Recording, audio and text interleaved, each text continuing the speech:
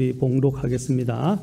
자, 시작. 그러므로 형제들아, 내가 하나님의 긍휼을 힘입어 너희에게 간청하노니 너희는 너희 몸을 거룩하고 하나님께서 받으실 만한 살아있는 희생물로 드리라. 그것이 너희의 합당한 섬김이니라. 기도하겠습니다. 주님, 이 시간은 주님의 시간입니다. 주님의 도우심을 간절히 구합니다. 주께서 주의 권능과 은혜로 덮어주시고 또 함께 인도해 주시기를 원합니다. 이 말씀이 살아있는 생명의 말씀으로 받아들여 수 있도록 성령께서 처음부터 끝까지 역사하시고 주장해 주시기를 원합니다. 모든 것을 주님께 의탁하고 영광 돌리기를 원하오며 우리 주 예수 그리스도의 귀하신 존함을 받들어 기도합나이다. 아멘. 앉으시겠습니다.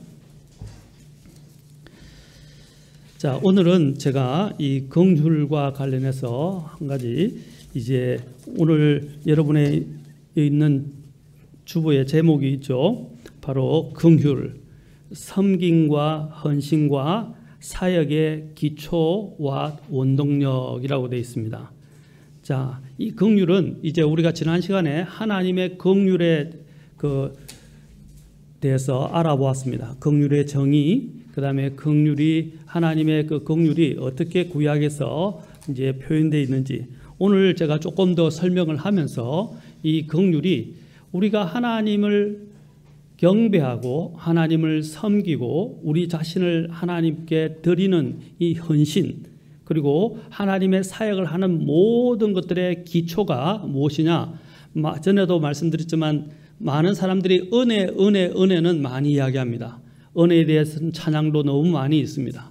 이제 은혜와 더불어 우리는 긍휼이 바로 우리가 하나님을 섬기는 기초다라고 오늘 말씀을 드리고 싶습니다. 자, 이 워런 위어스비 목사님은 헌신이란 말씀으로 새로워진 마음을 가지고 기도와 순종을 통해 의지를 굴복시키며 그분께 매일 몸을 드리는 것이다 라고 그랬어요. 매일. 자, 이 헌신은 지속적이고 계속적인 것입니다. 한 번 한다고 되는 것이 아니라 지속적으로 연결되어야 합니다. 모든 그리스도인은 세상을 위해 살며 세상을 닮아 순응하는 사람이거나 아니면 매일 그리스도를 닮아감으로 변화되는 사람 둘 중에 하나이다 라고 계속해서 말했습니다. 자, 우리는 어디를 닮아가는 사람들입니까? 누구를 닮아가는 사람들입니까? 예수 그리스도를 매일매일 닮아가야 합니다. 우리는 하나님의 긍휼을 얻으려고 그리스도를 섬기고 헌신하는 것이 아닙니다. 우리는 이미 하나님의 풍성하신 긍휼을 얻었기 때문에 감사함으로 그분을 사랑하기 때문에 감사하기 때문에 우리가 하나님께 대한 합당한 경배를 돌려드리고 그분을 섬기며 헌신하는 것입니다. 여기 보면 사도 바울이 항상 여러분 보면 로마서 12장 1, 2절을 우리가 보았듯이 사도 바울이 서신서를 쓸 때마다 이 긍휼을 특히 많이 표현하는데 특히 하나님의 사역자들과 관련한 편지를 적을 때 항상 뭘 적었냐면 여러분 다른 서신서에는 없는데 이 사도 바울의 서신 가운데서 다른 서신서에는 없는데 목회 서신이라고 불려지는 디모데 전후서 디도서에는 문안 인사를 할 때에 긍휼이라는 단어가 포함되어 있다는 거예요. 긍휼. 다른 곳에서는 긍휼이 없고 하나님의 사랑과 은혜에 대해서 이야기를 합니다. 그런데 이 목회 서신과 관련해서 설명할 때는 바로 사랑과 긍휼과 은혜에 대해서 이야기를 한다는 거예요. 그 다음에 은혜와 평강에 대해서도 이야기를 합니다.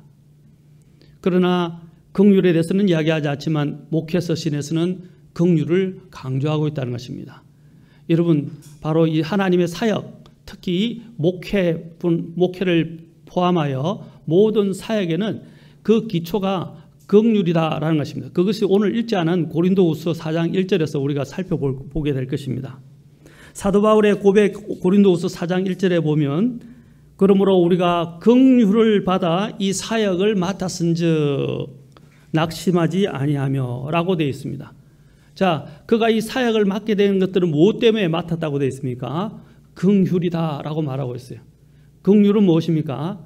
자, 사도 바울을 우리가 생각해 보면 사도 바울의 삶을 한번 생각해 봅시다. 사도 바울은 어떤 사람이었습니까? 우리가 사도 바울이 구원받기 전에 그는 바리새인으로서 굉장히 종교적 열심을 갖고 있었어요. 여러분, 종교적 열심과 믿음은 다른 것입니다. 많은 사람들이 종교적 열심을 믿음이라고 합니다. 생각합니다. 그러나 그것은 성경적이지 않습니다. 성경에서 말하는 것은 종교적 열심이 믿음이라고 하지 않습니다. 믿음은 하나님의 진리의 말씀에 기초를 두고 있고 진리의 말씀에 따라 하나님을 신뢰하고 그분께 자기 자신을 맡기고 그 말씀에 따라 살아가는 사람들이 바로 믿음인 것입니다. 그래서 신약 성경에서 하박국의 말씀을 인용하시면서 3번에 걸쳐서 말할 때 의인은 믿음으로 살리라 라고 말했어요.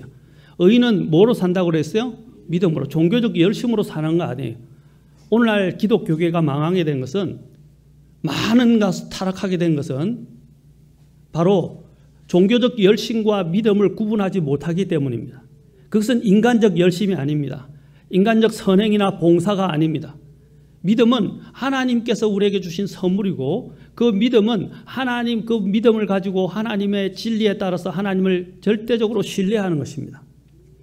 그래서 사도 바울이 자기 자신에 대해서 대입시키면서 자신의 간정을 이야기합니다. 간정을 이야기할 때 우리가 그 사도 바울의 간정이 사도행전을 보면 사도행전 9장과 사도행전 22장에 주로 이제 26장에 3번에 이렇게 걸쳐서 나타나는데 사도행전 9장에 보면 그가 어떻게 했습니까? 이제 다마스커스로 가는 도중에 주님을 만나게 됩니다. 부활하신 주님을 만나게 되었어요. 그런데 그 부활하신 주님을 만나게 되었던 그 과정을 이제 디모데서에서 그가 자기가 어떤 사람이었는지를 요약해서 설명을 하고 있습니다. 자, 그가 사역을 하게 된 배경을 요약해서 설명을 하는데 디모데전서 1장 13절에 이렇게 표현하고 있습니다. 내가 전에는, 구원받기 전이죠, 전에는 신성 모독하는 자요, 핍박하는 자요, 해를 끼치는 자였으나 라고 되어 있어요. 그는 어떻게 했습니까? 하나님을 믿는 사람들을 잡아다가 옥에 가두려고 했어요. 그래서 다마스커스로 가는 도중이었습니다. 그러나 또 그거는 어떻게 했습니까? 바로 그 전에 보면 또 그는 어떻게 했습니까? 스데반, 하나님의 사람 스데반을 어떻게 했습니까? 그는 바로 유대인들을 같이 함께 선동해서 스데반을 돌로 쳐 죽이는 그 자리에 그는 그것을 목격하고 사람들을 움직였다는 사실입니다. 그래서 그는 구원받기 전에는 사실 보면 살인자였어요. 그리고 그는 자신을 표현하기를 여기도 나왔지만 하나님의 교회를 핍박하는 자였습니다. 그래서 그는 하나님의 의를 구했어요. 자신이 하나님의 의를 구한다고 그랬지만 다른 사람들보다 더 열심히, 그래서 인간적인 율법적 의를 통해서 하나님께 인정받으려고 노력했다는 것입니다. 그래서 성경에서 말하고 있는 밖으로 드러나 있는 그 율법적인 그 문구들을, 작구들을 또는 명령들을 그대로 다 지키려고 했었어요. 지키려 했지만 나중에 자신이 얼마나 하나님 앞에 큰 죄인인지를 깨닫게 됩니다. 그러면서 그는 바로 그 간정에 대한, 자신의 삶의 간정에 대한 요약을 디모데전서 1장 13절에서 내가 전에는 신성 모독하던 자였다고 그래요. 그는 하나님을 믿는 열심을 가졌지만 하나님을 안 믿었다는 것입니다. 하나님이 주시는 의 대신에 자기의 의로 의로워지고자 했다는 것이에요. 인간의 어떤 행위나 인간의 어떤 노력으로도, 우리는 선행으로도 우리는 구원받을 수 없어요. 의롭게 될 수가 없어요. 그런데 사도 바울은 착각을 했던 거예요. 그래서 그는 그것을 뭐라고 단순하게 표현하고 있습니까? 오히려 자신의 종교적 열심으로 다른 사람을 핍박하고 하나님의 교회를 핍박했다고 되어 있어요. 그리고 심지어는 하나님의 사람이었던 스데반을 죽이는데 그는 앞장섰던 사람입니다.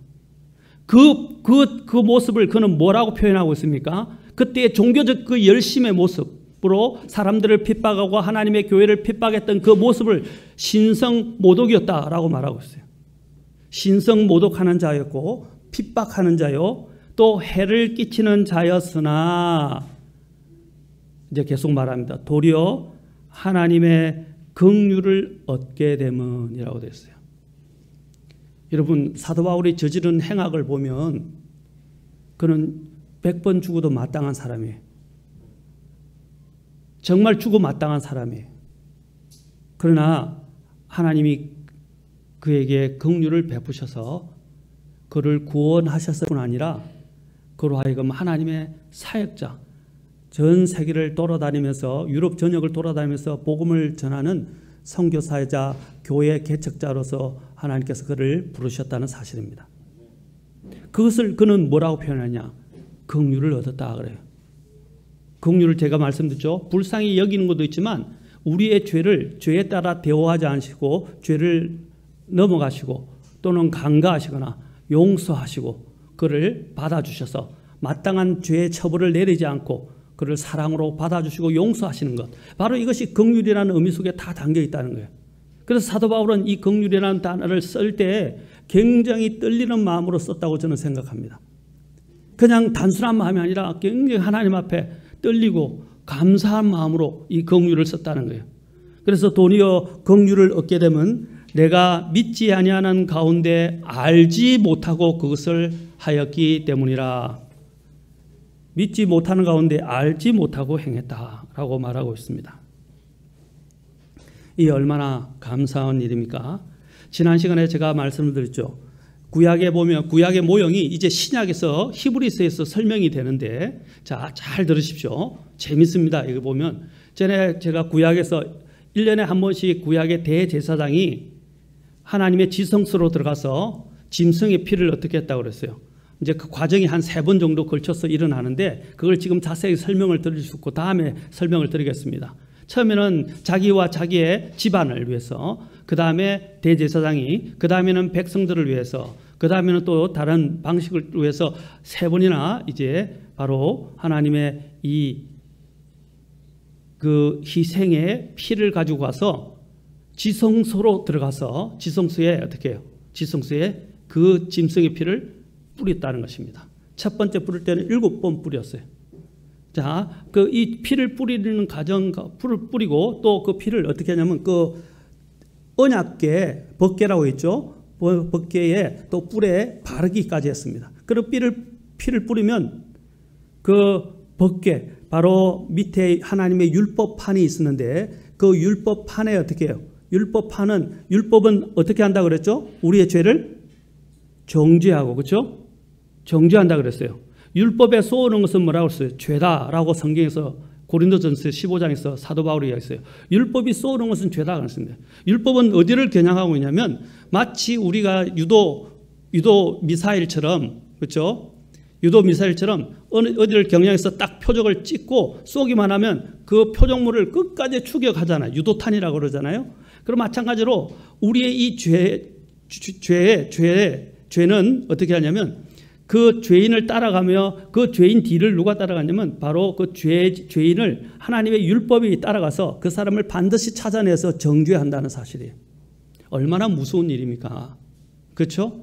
그래서 그 율법판이 있는데 그 율법판을 어떻게 하나님의 제가 속죄소라고 이야기했죠? 또는 긍휼 자리 또는 시언좌라고 부르는데 그 긍휼의 자리를 어떻게, 긍휼의 자리에 피가 뿌려져서 그 언약궤를 덮는단 말입니다.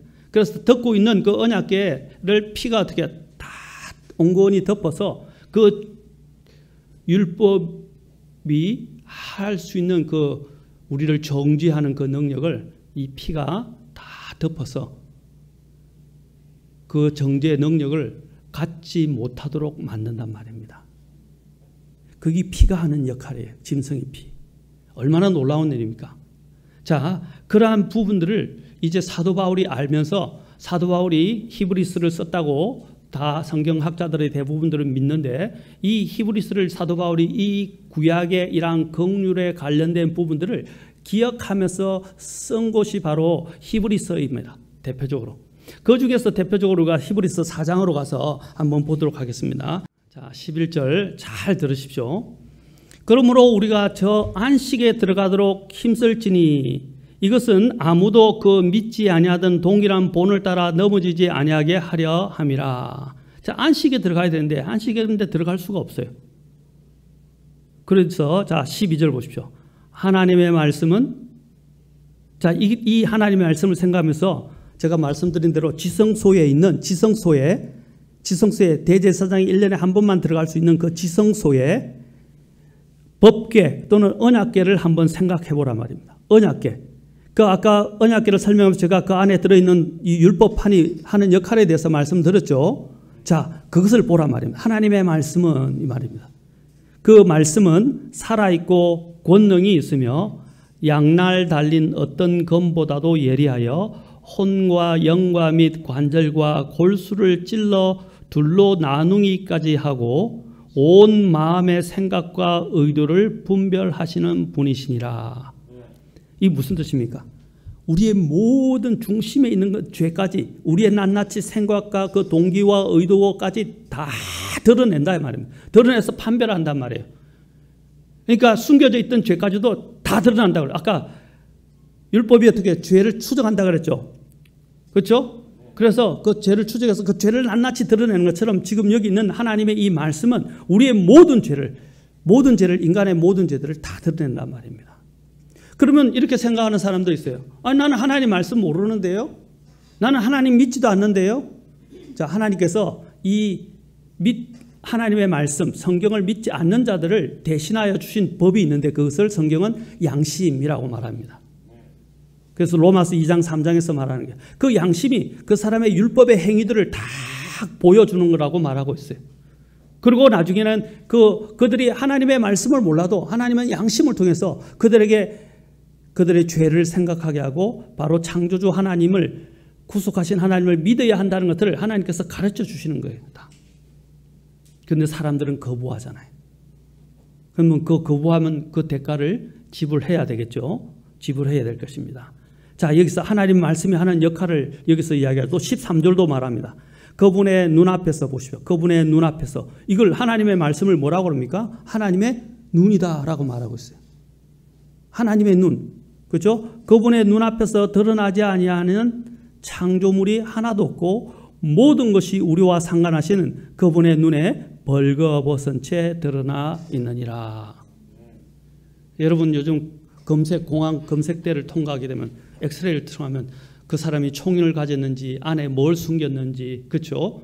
또 심지어는 가방을 가면 가방에다 싸놓은 것까지 다 보인다고 그래요. 그것도 모르면 제가 전에 탐지견에 대해서도 말씀드렸죠. 탐지견을 통해서 찾아낸다는 것입니다. 물론 인간의 이런 모든 것들은 놓칠 수 있어요. 그러나 하나님의 눈은 아무것도 피할 수 없습니다.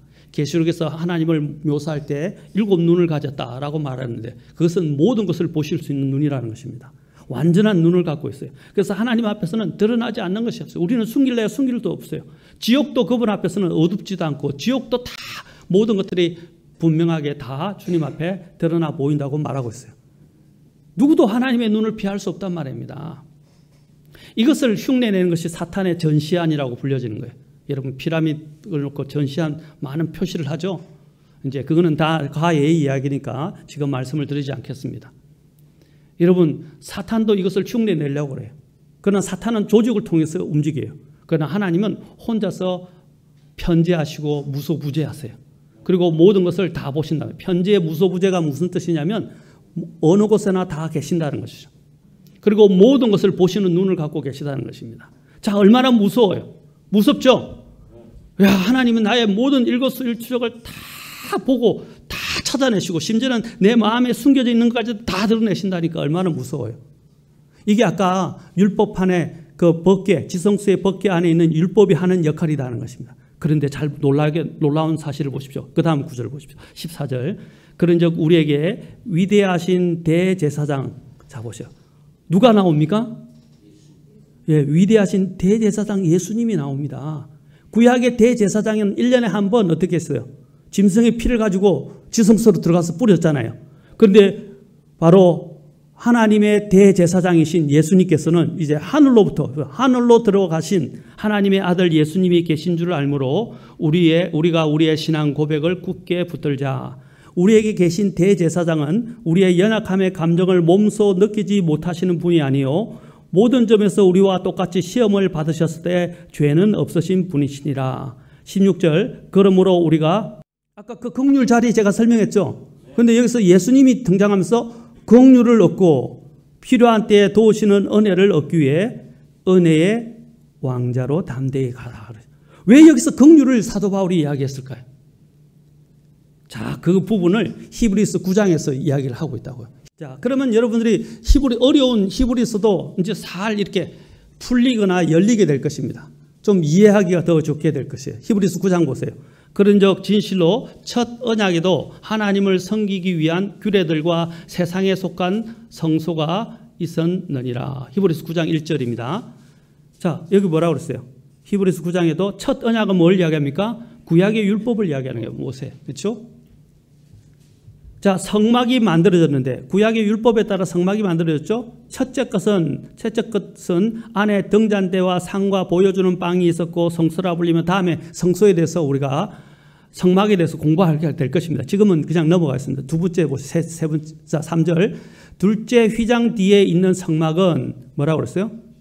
지성소라 불립니다. 지극히 거룩한 자. 아까 대제사장이 1년에 한 번만 들어갈 수 있었던, 그죠? 하나님의 허락 없이는 들어갈 수 없는 곳이에요. 거기에는 금향로와 들어가며 금으로 입힌 언약궤가 있었고 이 궤 속에는 만나를 담은 금 항아리와 아론의 쌍난 막대기와 뭐라고 그랬어요? 언약의 구약을 설명하잖아요. 지금 언약의 돌판들이 있었다. 이게 율법이잖아요. 이 궤 위에는 자 뭐라고 그랬어요? 긍휼의 자리가 나오죠. 긍휼의 자리를 덮는 영광의 그룹들이 있었는데 이것들에 관하여는 우리가 지금 낱낱이 말할 수 없느라. 자, 그것을 설명합니다. 이제 6절. 이제 주께서 이것들을 이와 같이 제정하심에 제사장들이 항상 첫째 성막으로 들어가 하나님을 섬기는 일을 수행하였거니와 둘째 성막에는 이제 대제사장이 홀로 해마다 한 번 들어가되 자기와 백성의 잘못으로 인해 자기가 드리는 피 없이는 들어가지 아니하였으니. 여기 아까 피가 있어야 들어간다 그랬죠? 자, 8절. 이로써 성령님께서 표적으로 보여주신 것은 첫째 성막이 아직 서 있는 동안에는 지성소로 들어가는 길이 아직 드러나지 아니하였다는 것이라. 이 성막은 현재 이때까지 뭐라고 그랬어요? 모형이다. 자, 그 짐승의 피를 흘리고 들어갔잖아요. 잡아서. 그런데 이제 지금 그것은 모형인데 실체에서는 어떻게 했어요? 예수님께서 우리를 대신해서 그 피를 대신 흘리셨다. 하나님의 어린 양이신 예수님께서 하나님의 희생 제물이 되셔서 대신해서 자신의 이 죄 없는 피를 흘리셨다 이 말입니다. 그래서 죄 없는 피를 흘리시고 어떻게 하셨어요? 그 피를 가지고 어디로 들어갔다고 하냐면 성경에서는 하늘 성막으로 들어가셨다라고 말하고 있습니다. 하늘 성막. 그래서 이 뒤에 이제 계속해서 이제 9절 계속 읽겠습니다. 이 성막은 현재 이때까지의 모형이므로 그 안에서 예물과 희생물을 드렸어도 그것들이 양심에 관한 한 섬기는 자를 완전하게 하지 못. 그때 죄를 지었던 그것은 하는데 양심까지는 깨끗하게 하지 못했다는 거예요. 그런데 10절 이 성막은 단지 먹는 것과 마시는 것과 여러 가지 씻는 것과 육신에 관한 규례들만 유지되어 개혁의 때까지 그들에게 부과되었느니라. 그러나 이게 중요합니다. 그러나 그리스도께서는 다가올 좋은 일들의 대제사장으로 오시되, 아까 대제사장이라고 말했죠. 예수님 히브리서 4장에서 우리의 연약함을 항상 돌보시고 또 감싸주시고 만지실 수 있는 대제사장이 계시다 그랬어요. 그 대제사장으로 오시되 손으로 만들지 아니한 성막. 자, 손으로 만들지 않는 성막. 인간의 손으로 만들지 않았다는 거예요.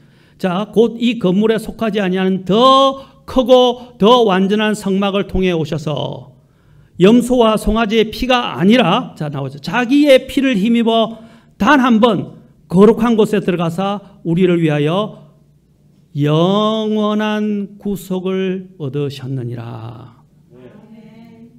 자, 13절 황소와 염소의 피와 암송아지의 죄를 부정한 자에게 뿌려 육체를, 여기는 육체만 이야기하죠. 첫 번째 그 피는, 짐승의 피는 육체를 거룩히 구별하고 정결하게 하거든. 자, 14절 같이 읽겠습니다. 14절 시작. 하물며 영원하신 성령을 통해 자신을 점없이 하나님께 드린 그리스도의 피는 죽은 행위로부터 너희 양심을 얼마나 더 많이 깨끗하게 하여 살아계신 하나님을 섬기게 하겠느냐.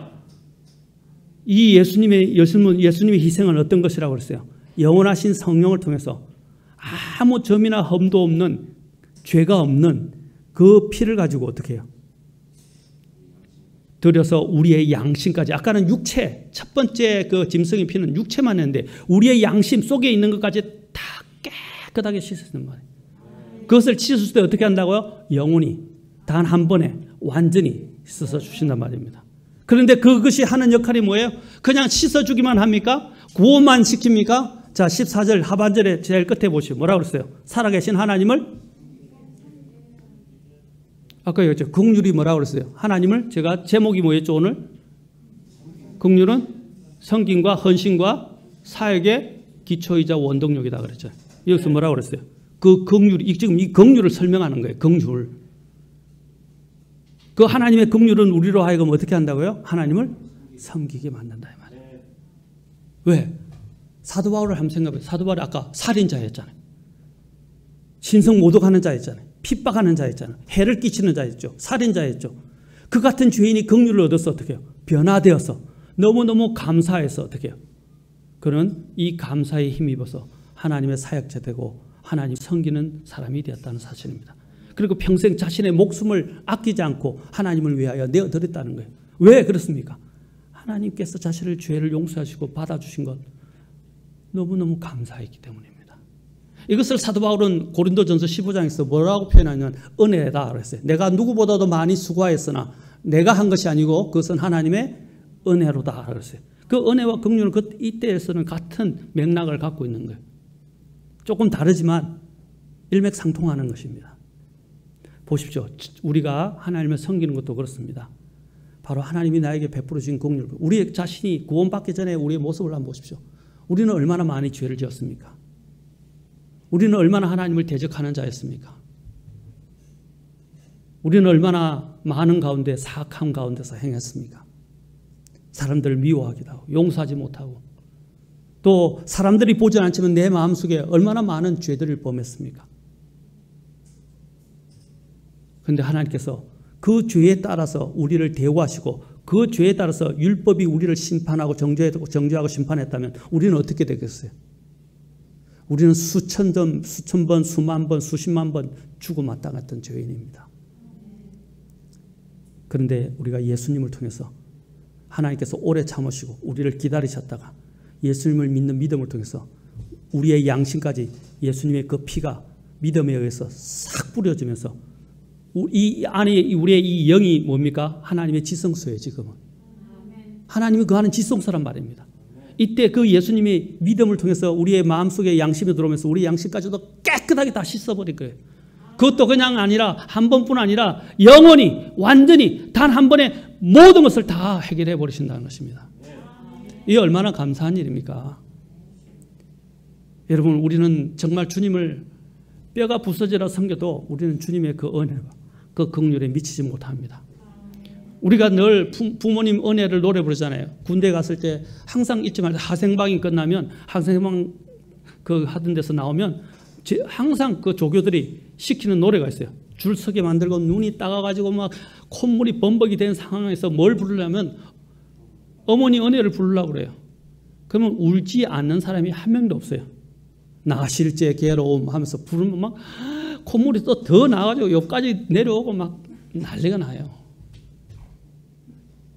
어머니 은혜를 생각하니까. 왜냐하면 따뜻한 밥 먹고 따뜻한 집에서 자고 어머니가 고생하면서 다 차려주는 것을 얻었잖아요. 그거 얼마나 감사해요. 그 어머니 사랑을 생각하니까 가슴이 녹아내리고 막 다짐을 해. 내가 나가면 어머니한테 이제 잘해드려야지. 막 생각하게 된다. 마찬가지입니다. 우리가 이러한 상황 가운데서 하나님의 은혜를 생각하지 않을 수 없어요. 우리는 그래서 하나님을 찬양하고 하나님께 감사하는 마음을 가질 수밖에 없는 것입니다. 그리고 또한 이러한 것들이 우리에게 동력이 되면 하나님을 섬기게 되고, 심지어는 저같이, 저나 우리 한 목사님도 마찬가지지만 이런 것들이 내 마음에 너무 큰 감동이 돼서 나는 평생을 하나님을 위해서 섬기겠다고 자신을 드리게 된 것이 무엇입니까? 목회의 길이에요. 선교사의 길이에요. 맞습니까? 그냥 모든 걸 다, 세상을 다 버리고 이 일에만 전념하겠다고 뛰어드는 일이 바로 목회예요. 여러분, 우리가 이 긍휼을 힘입으면 하나님을 섬기지 않을 수 없어요. 왜냐하면 그 긍휼의 피가, 아까 긍휼의 그 예수님의 그 피가 내 마음속에 막 흐르고 있거든요.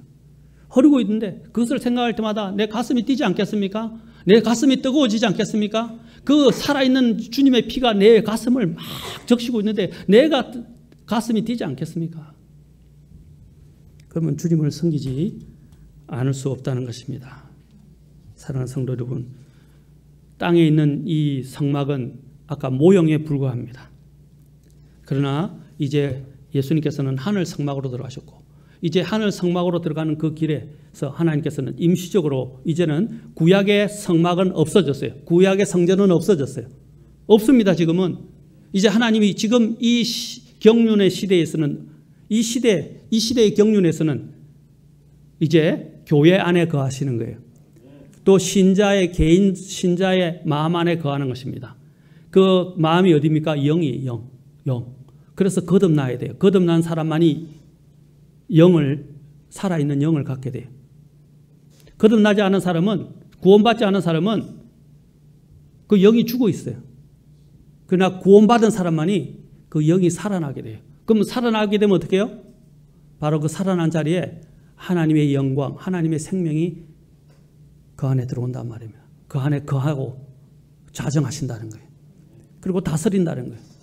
이제 임시론 그래요. 이제 하늘로 들어가면 어떻게 되죠? 하늘 가면 이제는 하나님께서, 지금 하늘에서는 하늘 성막에 지금 계시지만, 그 성막에 계시지만 이제 하늘에 가게 되면 나중에는 성전이 없게 돼요.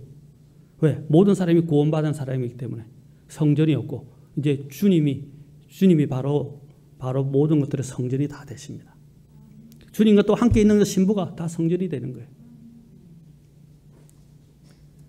사랑하는 성도 여러분, 여러분들에게는 이 주님의 긍휼이 어떤 의미가 있습니까? 이 긍휼은 우리로 하여금 하나님을 섬기는 데 부족하지 아니하도록 만들어주는 원동력이 된다는 것을 우리는 잊어버려서는 안 됩니다. 제가 좋은 예화를 하나 말씀드리겠습니다. 뉴욕의 역대 시장 중에서 가장 유명한 시장인, 전에도 말씀드린 라구디아라는 시장이 있습니다.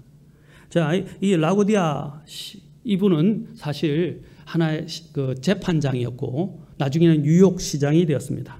그가 뉴욕시의 적결 재판부 판사로 있었을 때 하루는 가게에서 빵을 도둑질하다가 붙잡혀온 노인이 기소가 되었습니다. 그 노인은 배가 고파서 빵에 손을 댔다는 고백을 하게 되었습니다. 이 라구디아 판사는 이렇게 말했습니다. 노인장의 행위는 10불의 벌금형에 해당합니다. 그 당시 10불이면 엄청 큰 돈입니다. 그리고 나서 그는 자기 지갑에서 10불을 꺼냈습니다. 그 10불은 뭐라고 그러냐? 그러면서 그 10불은 제가 내겠습니다.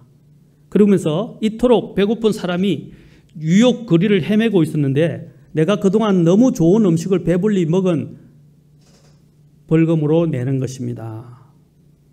라고 또 말하고 난 다음에 그는 유명한 넓은 그때 그 당시에 중절 모자를 꺼내어서 재판부 석인 벨리프 씨에게 주면서 말했습니다. 이 재판정에서 계신 분들도 나처럼 너무 잘 먹었는데 이 잘 먹은 것에 대한 벌금을 내고 싶으면 이 모자에 넣기를 바랍니다 했습니다.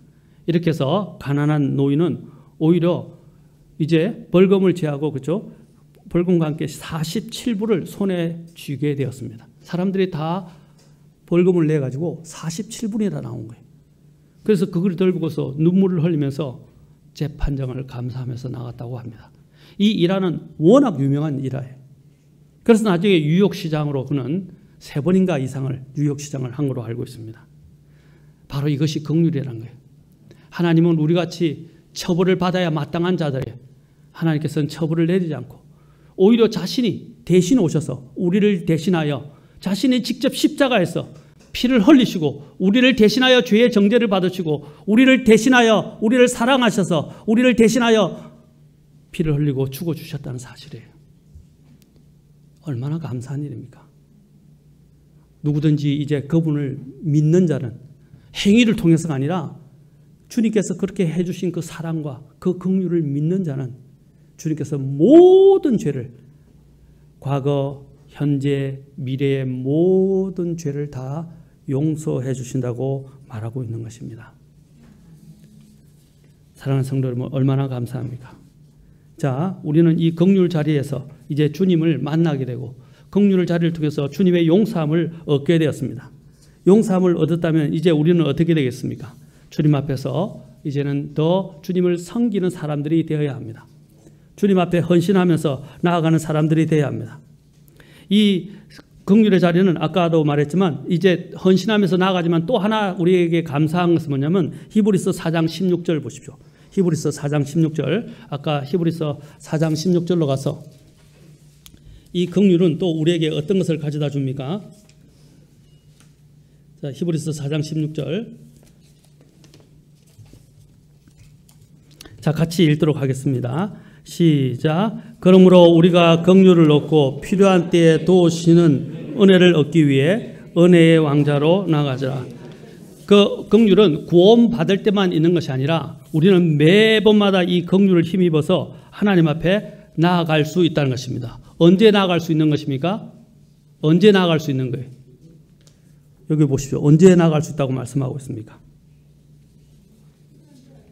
예, 언제든지 우리가 필요할 때마다 주님 앞에 나아갈 수 있다고 말했습니다. 필요한 때에 도우시는 은혜를, 여기서 긍휼과 은혜가 같이 나오죠. 은혜를 얻기 위해서 바로 은혜의 왕자로 그 긍휼을 힘입어서 언제든지 나아갈 수 있다는 것입니다. 자, 예수님께서 우리를 위해서 생명을 내어주셨다면, 그렇죠? 이제 그 아들과 함께 모든 다른 것들은 하나님께서 도우실 수 있어요, 없어요? 생명까지 준다 그러면 모든 것이 다 줄 수 있다는 겁니다. 맞아요, 맞아요. 예, 그것이 성경이 말하는 바로 복음의 원리입니다. 그것이 바로 또 로마, 재미있게도 로마서 8장 32절에서 말씀하시는 겁니다. 자, 로마서 8장 32절. 자신의 아들을 아끼지 아니하시고 우리 모두를 위해 그분을 내어주신 분께서 어찌 그 아들과 함께 또한 모든 것을 우리에게 값없이 주지 아니하시겠느냐. 아들까지 내어주신 분께서 심지어는 뭘 준다고 그랬어요? 그 아들과 함께 모든 것을 주신다고 그랬어요. 모든 것을. 그래서 우리가 필요할 때 기복적으로 나가라는 게 아니에요. 내 욕심을 위해서 달라고 구하라는 게 아니에요. 하나님 앞에 진정 도움이 필요할 때 우리도 도움이 필요한 사람에게 도움을 구하면 어떻게 해요? 사정을 듣고 긍휼히 여기잖아요. 그래서 그에게 필요를 채워주고 빌려주거나 채워주거나 도와줍니다. 마찬가지입니다. 하나님께서도 우리가 필요로 할 때 하나님 앞에 간절히 구하면 이제 이 긍휼을 힘입어서 하나님께서 나아온 자들을 주님께서 긍휼을 베풀어 주시고 그에게 은혜를 베풀어 주신다는 사실이에요. 이게 얼마나 중요한 약속입니까? 우리가 하나님 앞에 나아갈 수 있는 근거가 뭐라고요? 은혜이기도 하지만 또 긍휼이다. 이 긍휼을 힘입어서 하나님 앞에 나아갈 수 있다는 말입니다. 그리고 필요한 도움을 구할 수 있다는 거예요. 이게 얼마나 대단한 긍휼이 감사한 일입니까? 또한 뿐만 아니라 이 긍휼을 힘입은 사람은 오늘 사도 바울이 이야기한 것처럼 이 긍휼 때문에 그는 하나님의 전임 사역자가 되었어요. 그래서 그는 아까 이야기한 긍휼을 받아 이 사역을 맡았은 적이라고 말하고 있고 고린도전서 7장 또 25절에 보면 이렇게 말합니다. 주의 긍휼을 받아 신실하게 된 자로서라고 말하고 있어요. 자신이 긍휼을 받아서 신실하게 되었다고 해요. 그가 신실하게 하나님을 섬길 수 있고 사역자가 된 것도 바로 이 긍휼 때문이라고 말하고 있어요. 아까 디모데전서 1장 13절에서도 자신이 긍휼을 얻어서 그렇죠? 구원받게 되었다고 말하고 있습니다. 사랑하는 성도 여러분, 이 긍휼이 얼마나 감사합니까? 프랑스의 황제 나폴레옹이 길을 지나갈 때 한 소녀가 달려와서 무릎을 꿇었습니다. 폐하, 제 아버지를 용서해 주소서. 그래서 이 나폴레옹이 무슨 사연이 있느냐 하고 물었습니다. 그러자 그 소녀는 제 아버지가 사형 선고를 받았습니다. 사랑하는 아버지가 죄를 지어서 사형 선고를 받아서 그렇죠. 죽는 건 마땅한 일이죠. 근데 이 소녀가 탄원을 했단 말입니다. 그러면서 탄원을 할 때 나폴레옹이 뭐라고 말했냐면 내 아빠가 법을 어겼으니 어쩔 수가 없구나 하고 말했습니다. 그러자 그 소녀가 흐느끼면서 이렇게 말했습니다. 잘 알고 있습니다. 그러나 저는 정의를 요구하는 것이 아니라 긍휼을 단언하는 것입니다. 그러자 침묵을 지키던 나폴레옹이 그를 특별 사면을 했습니다. 그 딸의 탄원으로 인해서. 얼마나 지혜로운 딸입니까? 정의로 말한다면 아빠는 죽어 마땅합니다. 그러나 지금 제가 그 특별 사면을 할 수 있는 권한을 가진 황제에게 뭐라고 하는가? 정의 때문이 아니라 긍휼을 원합니다. 이것을 대입시키면 이 소녀는 바로 예수 그리스도라고 할 수 있어요. 우리는 하나님의 정의에 따르면 100번 죽어 마땅한 사람이지만 바로 예수 그리스도의 이 간절하신 탄원, 십자가의 죽음을 통해서 그 십자가에 흘리신 피를 통해서 하나님께서는 우리에게 긍휼을 베풀어 주셨다는 사실입니다. 얼마나 감사합니까? 이제 우리는 하나님을 섬길 수 있는 그 동기와 그 원동력을 이제 갖게 되었습니다. 이제 우리는 여기서 안일하게 살아가서는 안 됩니다. 오늘 여기에 보면 또 빅토리아 시대의 나이팅게일을 여러분이 잘 아실 것입니다. 나이팅게일을 잘 아실 거예요. 그런데 이 빅토리아 여왕이 나이팅게일에게 준 훈장에는 뭐라고 기록이 되어 있냐면 이렇게 기록되어 있습니다. 긍휼을 행하는 길은 하나뿐이 아니다. 말로도 할 수 있고 돈으로도 할 수 있다. 돈도 없고 말로 할 수 없거든 눈물로 할 수 있다라고 말했습니다. 여러분, 우리의 섬김이 꼭 뭔가를 가져야만 하는 건 아니에요. 우리가 하나님의 섬김, 긍휼을 얻었다면 이제 우리가 가지고 있는 모든 것으로 주님 앞에 드릴 수 있는 것입니다.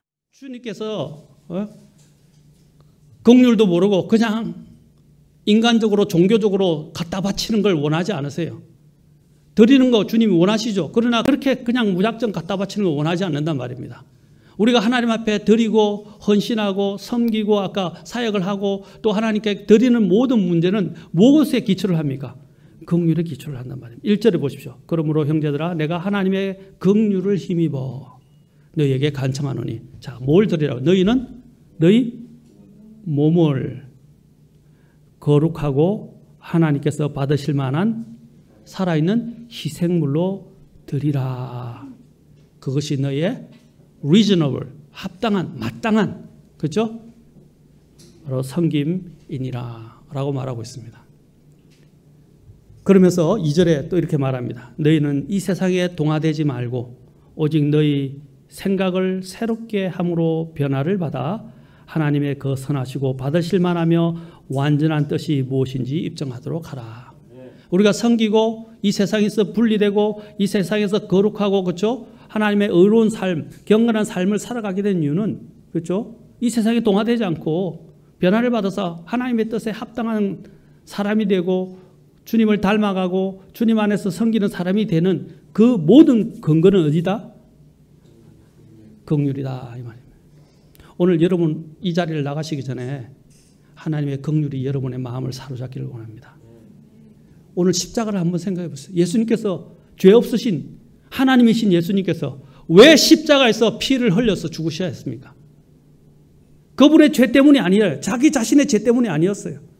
우리를 사랑하시고 우리를 불쌍히 여기시고 죄 때문에 영원히 죽을 수밖에 없는 우리를 불쌍히 여기셔서 그분이 대신 육체를 입고 이 땅에 오셔서 우리의 대신해서 우리의 죽어야 할 그 죄를 짊어지시고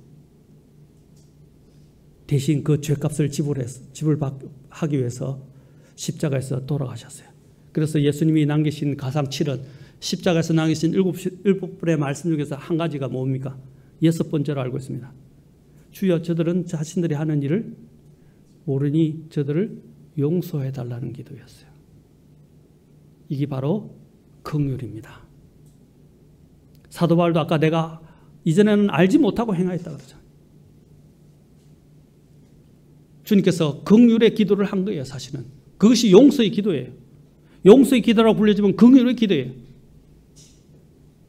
그들의 죄로 이야기하면 누구를 죽인 것입니까? 하나님을 죽인 거예요. 그 죄가 하나님을 죽인 거란 말입니다. 그런데 주님께서는 그들의 죄를 정죄하지 않으시고 뭐라고 그러셨어요? 그들의 죄를 용서하옵소서. 우리도 그렇게 용서받은 거예요. 그렇다면 이제는 우리는 더 이상 이런 식으로 신앙생활을 하면 안 돼요. 우리는 달라져야 합니다.